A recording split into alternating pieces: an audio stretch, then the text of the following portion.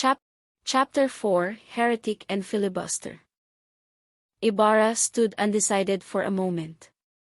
The night breeze, which during those months blows cool enough in Manila, seemed to drive from his forehead the light cloud that had darkened it. He took off his hat and drew a deep breath. Carriages flashed by, public rigs moved along at a sleepy pace, pedestrians of many nationalities were passing. He walked along at that irregular pace which indicates thoughtful abstraction or freedom from care, directing his steps toward Binondo Plaza and looking about him as if to recall the place. There were the same streets and the identical houses with their white and blue walls, whitewashed, or frescoed in bad imitation of granite. The church continued to show its illuminated clock face. There were the same Chinese shops with their soiled curtains and their iron gratings, in one of which was a bar that he, in imitation of the street urchins of Manila, had twisted one night it was still unstraightened. "How slowly everything moves," he murmured as he turned into Calle Sacristia. The ice cream vendors were repeating the same shrill cry. Sorbet, while the smoky lamps still lighted the identical Chinese stands and those of the old women who sold candy and fruit. "Wonderful," he exclaimed. "There's the same Chinese who was here 7 years ago, and that old woman, the very same. It might be said that tonight I've dreamed of a 7 years' journey in Europe. Good heavens, that pavement is still in the same unrepaired condition as when I left. True it was that the stones of the sidewalk on the corner of San Jacinto and Sacristia were still loose." While he was meditating upon this marvel of the city's stability in a country where everything is so unstable, a hand was placed lightly on his shoulder.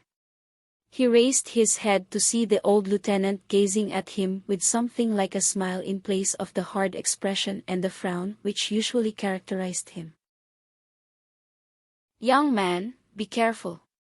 Learn from your father," was the abrupt greeting of the old soldier. "Pardon me, but you seem to have thought a great deal of my father." "Can you tell me how he died?" asked Ibarra, staring at him. "What? Don't you know about it?" asked the officer. "I asked Don Santiago about it, but he wouldn't promise to tell me until tomorrow. Perhaps you know?" "I should say I do, as does everybody else. He died in prison." The young man stepped backward a pace and gazed searchingly at the lieutenant. "In prison? Who died in prison?" "Your father, man, since he was in confinement," was the somewhat surprised answer. "My father, in prison, confined in a prison? What are you talking about? Do you know who my father was?" "Are you?" demanded the young man, seizing the officer's arm. "I rather think that I'm not mistaken. He was Don Rafael Ibarra." "Yes, Don Rafael Ibarra," echoed the youth weakly. "Well, I thought you knew about it," muttered the soldier in a tone of compassion as he saw what was passing in Ibarra's mind. "I suppose that but be brave. Here one cannot be honest and keep out of jail." "I must believe that you are not joking with me," replied Ibarra in a weak voice, after a few moments' silence. "Can you tell me why he was in prison?" The old man seemed to be perplexed. "It's strange to me that your family affairs were not made known to you. His last letter, a year ago, said that I should not be uneasy if he did not write, as he was very busy. He charged me to continue my studies and sent me his blessing. Then he wrote that letter to you just before he died. It will soon be a year since we buried him." "But why was my father a prisoner?" "For a very honorable reason. But come with me to the barracks and I'll tell you as we go along.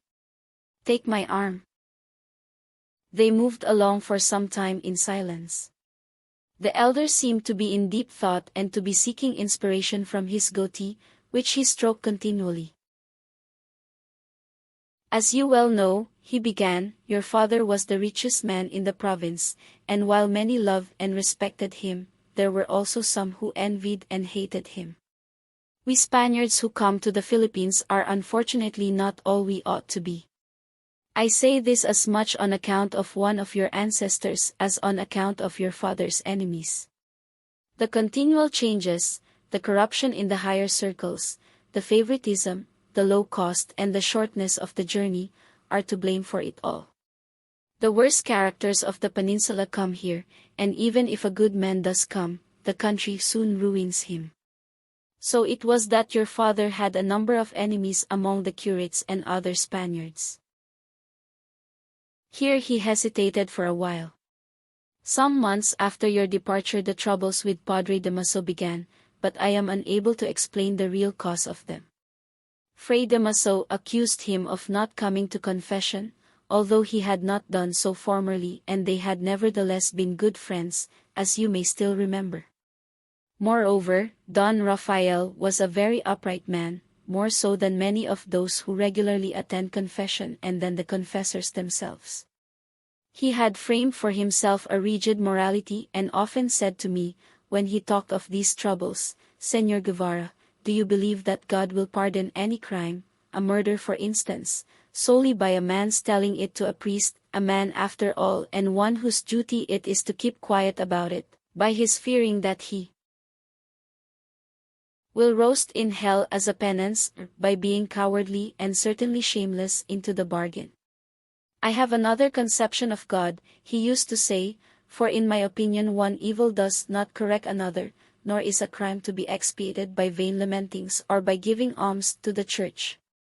Take this example, if I have killed the father of a family, if I have made of a woman a sorrowing widow and destitute orphans of some happy children, have I satisfied eternal justice by letting myself be hanged, or by entrusting my secret to one who is obliged to guard it for me, or by giving alms to priests who are least in need of them, or by buying indulgences and lamenting night and day?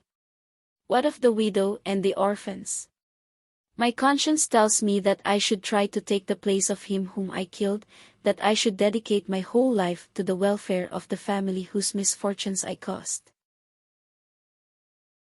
But even so, who can replace the love of a husband and a father?'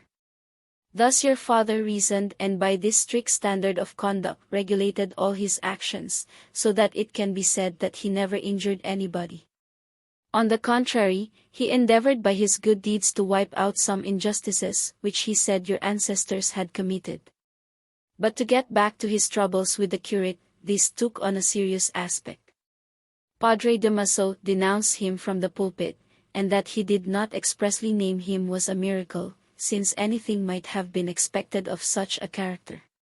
I foresaw that sooner or later the affair would have serious results." Again the old lieutenant paused. "There happened to be wandering about the province an ex-artilleryman who has been discharged from the army on account of his stupidity and ignorance.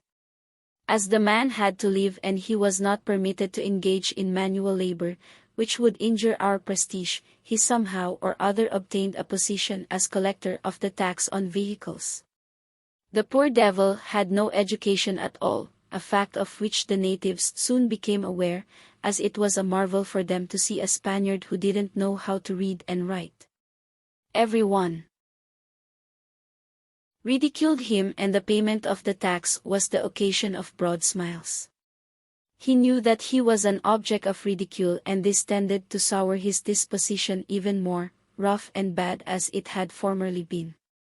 They would purposely hand him the papers upside down to see his efforts to read them, and wherever he found a blank space he would scribble a lot of pothooks which rather fitly passed for his signature. The natives mocked while they paid him. He swallowed his pride and made the collections, but was in such a state of mind that he had no respect for anyone. He even came to have some hard words with your father. One day it happened that he was in a shop turning a document over and over in the effort to get it straight when a schoolboy began to make signs to his companions and to point laughingly at the collector with his finger. The fellow heard the laughter and saw the joke reflected in the solemn faces of the bystanders. He lost his patience and, turning quickly, started to chase the boys, who ran away shouting by, bo, bu. Blind with rage and unable to catch them, he threw his cane and struck one of the boys on the head, knocking him down. He ran up and began to kick the fallen boy, and none of those who had been laughing had the courage to interfere. Unfortunately, your father happened to come along just at that time. He ran forward indignantly, caught the collector by the arm, and reprimanded him severely.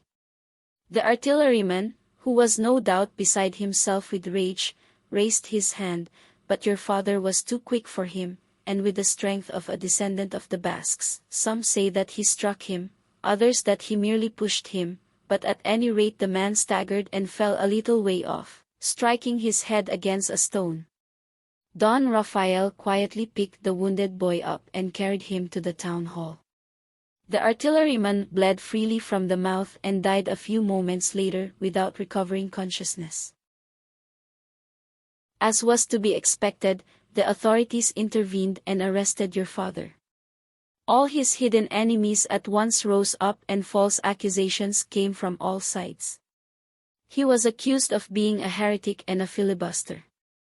To be a heretic is a great danger anywhere, but especially so at that time when the province was governed by an alcalde who made a great show of his piety, who with his servants used to recite his rosary in the church in a loud voice, perhaps that all might hear and pray with him. But to be a filibuster is worse than to be a heretic and to kill 3 or 4 tax collectors who know how to read, write, and attend to business. Everyone abandoned him, and his books and papers were seized. He was accused of subscribing to El Correo de Ultramar and to newspapers from Madrid, of having sent you to Germany, of having in his possession letters and a photograph of a priest who had been legally executed, and I don't know what not. Everything served as an accusation, even the fact that he, a descendant of peninsulars, wore a camisa. Had it been any one but your father, it is likely that he would soon have been set free, as there was a physician who ascribed the death of the unfortunate collector to a hemorrhage. But his wealth, his confidence in the law, and his hatred of everything that was not legal and just, wrought his undoing. In spite of my repugnance to asking for mercy from anyone, I applied personally to the Captain General, the predecessor of our present one, and urged upon him that there could not be anything of the filibuster about a man who took up with all the Spaniards, even the poor emigrants, and gave them food and shelter, and in whose veins yet flowed the generous blood of Spain. It was in vain that I pledged my life and swore by my poverty and my military honor. I succeeded only in being coldly listened to and roughly sent away with the epithet of chiflado. The old man paused to take a deep breath, and after noticing the silence of his companion, who was listening with averted face, continued, "At your father's request I prepared the defense in the case. I went first to the celebrated Filipino lawyer, young A, but he refused to take the case.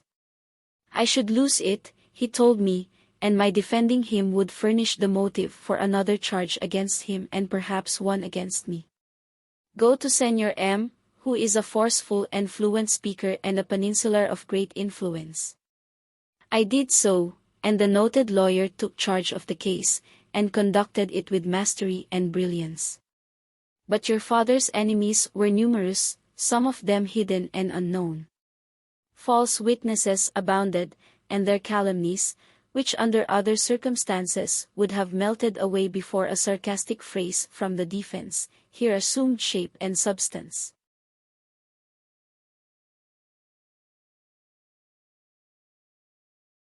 If the lawyers succeeded in destroying the force of their testimony by making them contradict each other and even perjure themselves, new charges were at once preferred.